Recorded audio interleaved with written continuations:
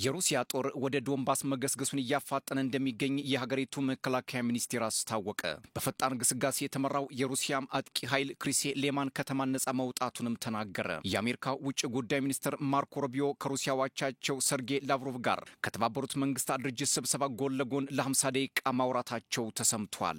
የሩሲያና ዩክሬን ጦርነት የአላስካን በረዷማ ስፍራ ዳርሶም የበርሊንን መስኮት የፓሪስን አዳራሽ አንኳኩቶ የብራሰልስን ፖለቲከኞች አጨቃጭቆ የሰሜን አትላንቲክ የጦር ጥምረት ኔቶ አባላትን በተለያየ ጎራ እንዲከፈሉ አድርጎ የዋሽንግተን፣ አንካራ፣ የሪያድና ጅዳ አሸማጋዮችን ለብዙ ጊዜ አወያይቷል። ትራምፕና ፑቲን ከተገናኙ በኋላ ለጦርነቱ መፍትሄ ሊመጣ ነው የሚል ተስፋን ሰንቆ የነበረ ቢሆንም አሁንም ነገሮች መልካቸውን እየቀያየሩ መምጣታቸው ሁኔታውን አወሳስቦታል። የትራምፕና ፑቲን የአላስካው ጉባኤ ትራምፕ ዩክሬንን ለሩሲያ ግዛቶችን አሳልፋ መስጠት አለባት ማለታቸው ለሩሲያ ድል ሲሆን ለዩክሬንና አጋሮቿ ደግሞ ትልቅ ሽንፈት ይሆናል በሚል ብዙ የአውሮፓ ህብረት አባል ሀገራትን አስጨንቆ እንደነበር የሚዘነጋ አይደለም። ዛሬ ላይ የሩሲያ ጦር ያደረገው ያልተጠበቀ ዘመቻም የዩክሬን ጦር ወደ ኋላ እያፈገፈገ መሆኑን የሩሲያ መከላከያ ሚኒስቴር ይፋ አድርጓል። በከባድ ምሽግ እንደተገነባም የሚነገርለትን በምስራቅ ኪሮቭስክ የተደረገው ውጊያ እጅግ ከባድ እንደሆነም ታውቋል። የሩሲያና ዩክሬን ጦርነት ከሁለተኛው የዓለም ጦርነት ወዲህ ከባዱ እንደሆነ ይነገራል። ዶናልድ ትራምፕ ይህን ጦርነት በ24 ሰዓት የማስቆመው ይሆናል ብለው መናገራቸው የሚታወስ ቢሆንም 7 ጦርነቶችን አስቆሚያለሁ፣ አንዱ የሩሲያና ዩክሬን ጦርነት ነው ብለዋል። ትራምፕ እኔ ባልመጣም ሶስተኛው የዓለም ጦርነት መቀስቀሱ አይቀሬ ነበር እያሉ በተደጋጋሚ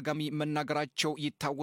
ነገር ግን የሩሲያና ዩክሬን ጦርነት ዛሬም አልቆመም። የሩሲያ መከላከያ ሚኒስቴር እንዳለው ባለፉት 24 ሰዓታት ብቻም 1495 የዩክሬን ወታደሮች መሞታቸውን ነው። በዚህ ከባድ ውጊያ እየተደረገ ባለበት ሰዓት ዘለንስኪም በተመድ ተገኝተው የዓለም መሪዎች መንቃት አለባቸው፣ ሩሲያ ጥቃቷን አጠናክራ የሁሉን በር ማንኳኳቷ እንደማይቀር መገንዘብ ያስፈልጋል ሲሉ አስጠንቅቀዋል። ዘለንስኪ አሁን ላይ በሰው ሰራሽ አስተውሎት አማካኝነት የጦር ካምፓኒዎች መጠመዳቸው ለዓለም ትልቅ ስጋት ነው ሲሉም ተደምጠዋል። አክለውም አሁን ሩሲያን ማንበርከክ ቀላል ነገር ነው ካሉ በኋላ በምን መልክ ማንበርከክ እንደሚቻል ግን ከመግለጽ ተቆጥበዋል። ከሰሞኑ የሩሲያ ሰው አልባ አውሮፕላኖች በፖላንድ በኢስቶኒያና ሮማኒያ የአየር ክልል መታየታቸውን ተከትሎ በኔቶና በሩሲያ መካከል ውጥረት መፈጠሩ የሚዘነጋ አይደለም። ኔቶም አጥብቆ ሩሲያን መክሰሱ የሚታወስ ሲሆን የክሬምሊን ቃል አቀባይ ዲሚትሪ ፔስኮቭ ግን ሩሲያ በኔቶ አባል ሀገራት የአየር ክልል ጥሳለች የሚባለው የፈጠራ ወሬና ፍርሃት ላይ የተጣደ ጥርጣሬ ነው ብለውታል። እንዲሁም የሌሎችን ሀገራት የአየር ክልል ጥሳችኋል የሚል ከያቅጣጫው የሚወረወር ትችት መሰረት የለውም ሲሉ ተሟግተዋል። ሌላው አልጀዚራ ይዞት የወጣው መረጃ እንደሚያመላክተው በዴንማርክ አልቦርግ አየር ማረፊያ ሲዘጋ ተደርጓል።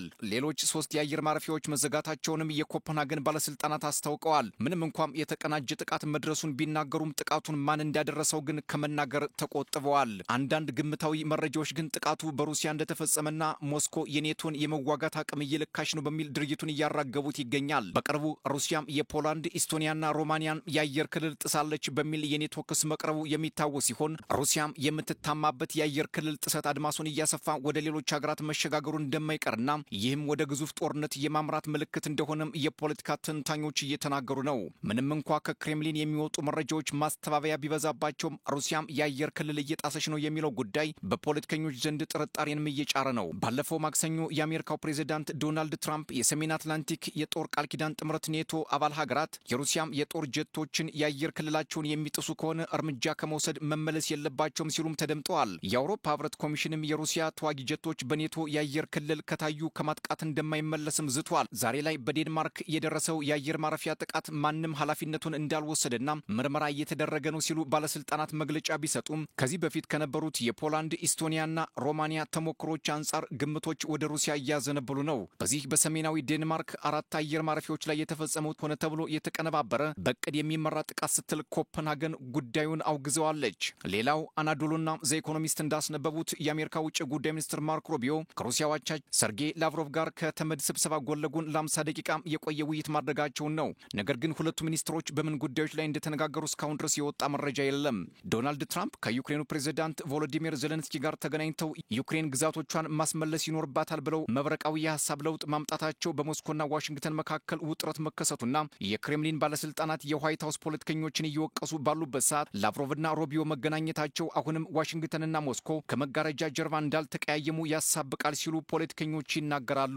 የሩሲያና ዩክሬን ጦርነት ዛሬም ቀጥሏል። በጥቁር ባህር አቅራቢያ በማዕከላዊ ኖቮሮሲስክ በደቡባዊ ሩሲያም የዩክሬን ሰው አልባ አውሮፕላኖች ጥቃት አድርሰዋል። በዚህ ጥቃት 2 ሰዎች ሲሞቱ 7 ሰዎች ደግሞ መቁሰላቸውን የአካባቢው ገዥ ተናግረዋል። ጉራማይሌ የሆነው የሩሲያና ዩክሬን ጦርነት በጎን ተኩስ ማቆም በሚል መግለጫ ታጅቦ በሌላ በኩል ደግሞ በውጊያ መካሄዱን ቀጥሏል። በዚህ ጦርነት ጦርነት በዓለም ላይ በርካታ ማህበራዊ፣ ኢኮኖሚያዊ ብሎም ስነልቦናዊ ኪሳራ መድረሱን የፖለቲካ ተመልካቾች ከመናገር አልተቆጠቡም። ሩሲያ በዩክሬን ጦርነት ከጀመረች ከፈረንጆቹ 2022 ወዲህ በየቀኑ ከ500 ሚሊዮን እስከ 1 ቢሊዮን ዶላር የሚገመት ገንዘብ ማውጣቷ ጦርነቱ ምን ያህል አስከፊ እንደሆነ መረጃዎች ይጠቁማሉ።